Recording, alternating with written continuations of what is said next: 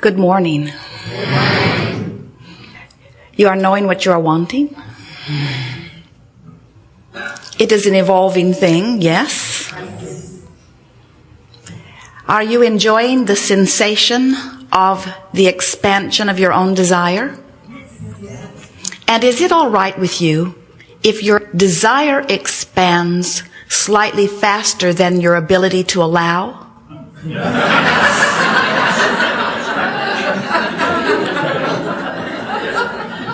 Say yes.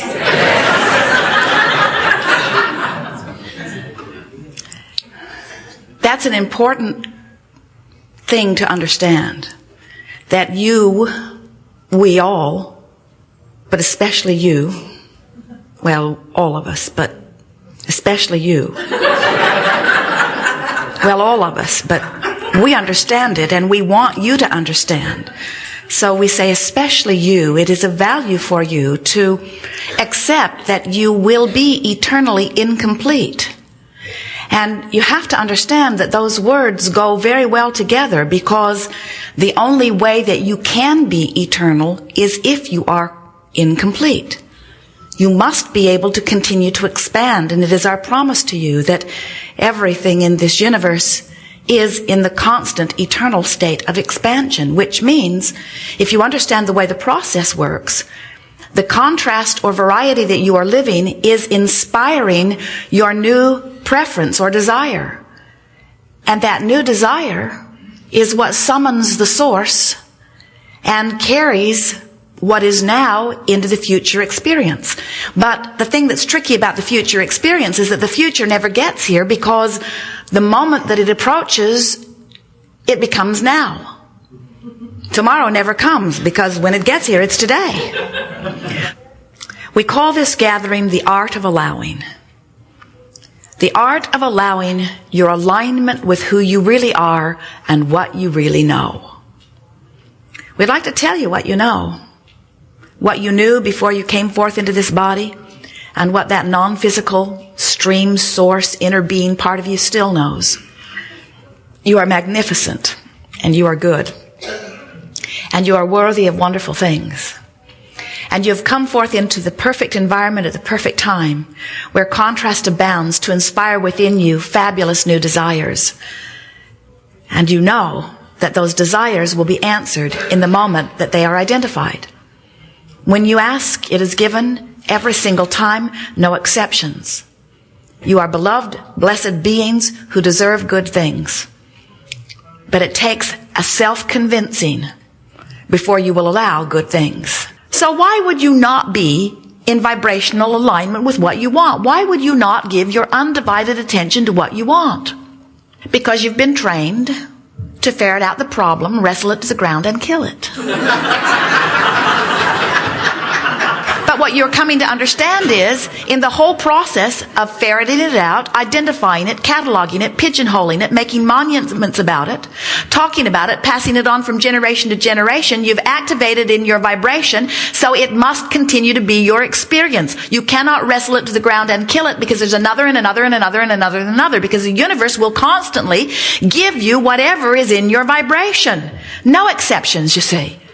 You've got to change your vibration. There is not a medical cure that can cure something that's off in your vibration. There's not a pill or a surgery that can keep you whole if you've got a vibration going on that's not allowing well-being.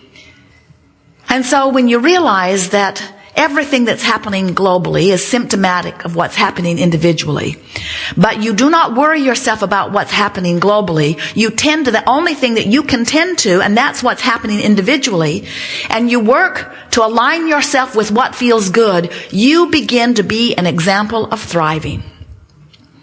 And it is our promise to you that when you thrive through the clarity of your example, you will be of value to others. And it is also our promise to you that you cannot get sick enough to help sick people get well. And you cannot get poor enough to help poor people become prosperous. And you cannot get agitated about the political process enough to improve it. In other words, until you align with what feels good, You will not be in vibrational alignment with what feels good. And until you align with what feels good, you will not be in vibrational alignment with what feels good. Now this sounds like circular reasoning, but what we're saying to you is, you gotta line up. You gotta line up. You gotta line up. You gotta line up with what you want.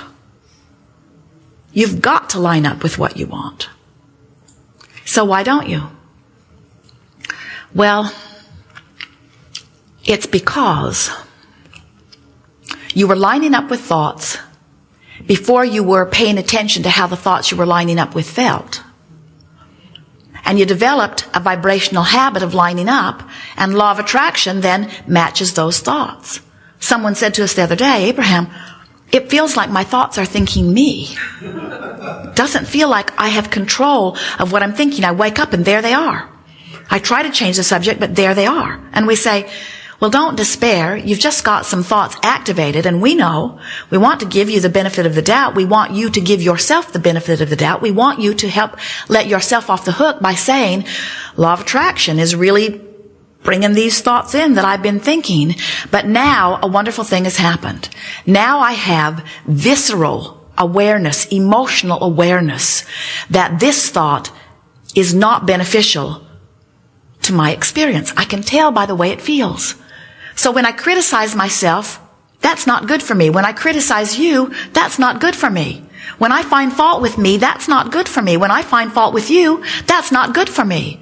When I worry, that's not good for me. When I worry, I'm actually negatively creating. When I worry, that means what I'm worried about is in the process of becoming. Friends will say, but Abraham, how can I not worry about this fact? And how can I not give this fact, this truth, this evidence my attention?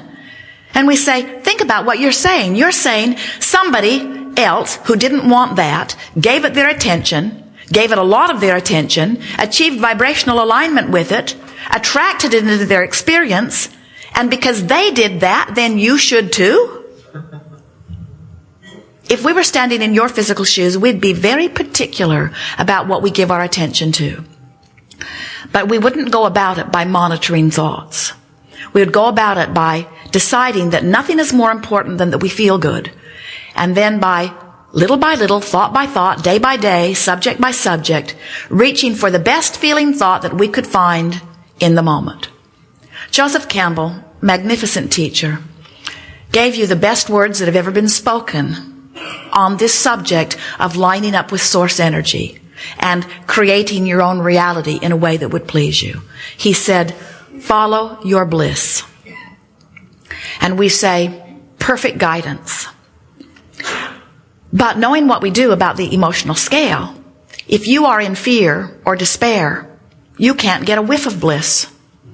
An attempt to follow bliss from a place of despair leaves you feeling failure, because you can't set your radio tuner at 6:30 a.m. and hear what's being broadcast on 98.6 FM. The frequencies are too far apart. And you can't be in a place of despair because of something you've been observing or living or thinking about. And all of a sudden, quantum leap over into the vibration of bliss. It's not going to happen. But you could do the best that you could about feeling the best that you can from where you are, and you could shift despair to something that feels better to you, like revenge. Now, the world who's standing apart from you would find those worrisome words. Because when you're depressed, you sort of go away and leave everybody alone. In your feeling of powerlessness, you just slink off and die. But when you take some of your power back by focusing upon the best feeling thought you can find from where you are, and you do it on purpose, and you note that you feel better, now can you see what's happened? You have taken the only thing that was ever wrong to begin with, which was your perception of loss of power, and you've done something about it, and you've restored to yourself a sensation of power, and the gloom, the depression, is beginning to lift. Now, do not misunderstand. If you were overwhelmed and frustrated, or even really tiptoeing into thoughts of anger about something, we would not be coaching you into rage or revenge. It's going the wrong way on the emotional scale.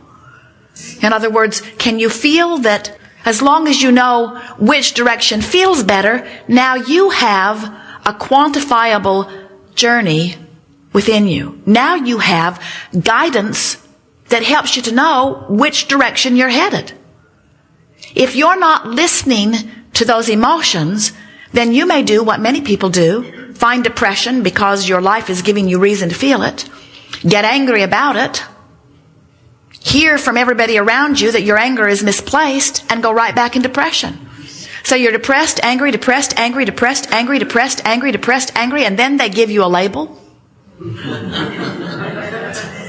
and medication.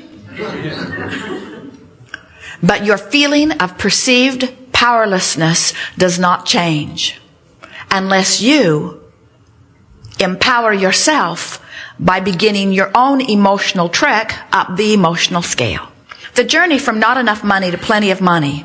If you are taking an action course, as so many of our physical human friends have attempted, what that says is, I don't have enough money, I need to figure out how to get more money, which means I need to figure out what I can do to exchange myself for more money, which means I need to figure out who's willing to pay money for what, and I need to figure out what those markets are, and which markets have a glut of people in them, and which markets are starving. And then I need to train myself so that I fit into the right market, and then I need to find the money so that I can get the training, and I have to find some way of surviving while I get that training. And then I have to convince others that are competing for those jobs that I am the one that should have those jobs.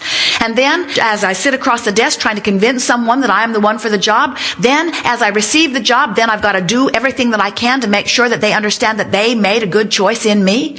And then I have to adjust to the money that they decide is appropriate for me to make under these conditions. And then I have to convince them that I'm really worth more money. And then I have to compete with all of the others that are trying to convince them that they are worth more money. And we say, oh, that is so hard.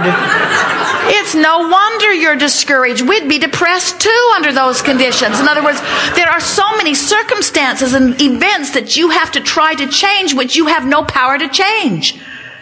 But when you understand that instead of trying to take that long, slow, convoluted, very hard, very difficult, very tedious action journey, if you would decide to take an emotional journey, and let us tell you what the emotional journey involves. I've got to go from worry to hope. That's it. I just have to talk to myself right here, right now, so that I feel a little more hopeful and a little less worried. And do you know that you could do it in a minute? And then you could do it in another minute and another minute, and you could train yourself in less than a day, certainly in less than 30 days, to have hope instead of worry, and then the universe will give you the job, or the money, or the resources, or the avenue, or the avalanche, or the endless circumstances and events that will flood dollars into your experience. Because you do not have to do those things that others have taught you that you need to do because they thought they needed you to do them so that they could feel good.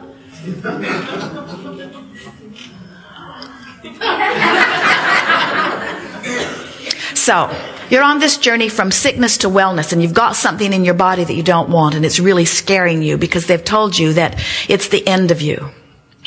And you don't want it to be the end of you, but you're worried that it is the end of you. At least it's the end of you as you've known you to be. It's a diminishment of your experience. And so, the action journey says, I've got to figure out what I've got, and I've got to figure out how I got it, and I've got to figure out who can help me cure it, and I've got to figure out if they really know what they're doing. And I've got to figure out if it's a trial thing that they're doing, and I've got to figure out how many people survived it, and I've got to figure out how to pay for it, and I've got to figure out how to get to it. And we say, oh, what a long, hard journey that is. The emotional journey says, I've got to go from worry to hope. I've got to go from despair maybe fear, maybe to anger, to frustration, to overwhelmment, to hope. We're not saying that you can even jump from fear to hope in one fell swoop, but we are saying to you, that's the journey. We are eager to talk with you about anything that is important to you. Nothing off limits. You'll notice a nice unfolding. This meeting gathered even before your physical bodies convened. And so we'll have a glorious time of co-creation. Worry not. everything that you're wanting to know will be fully addressed.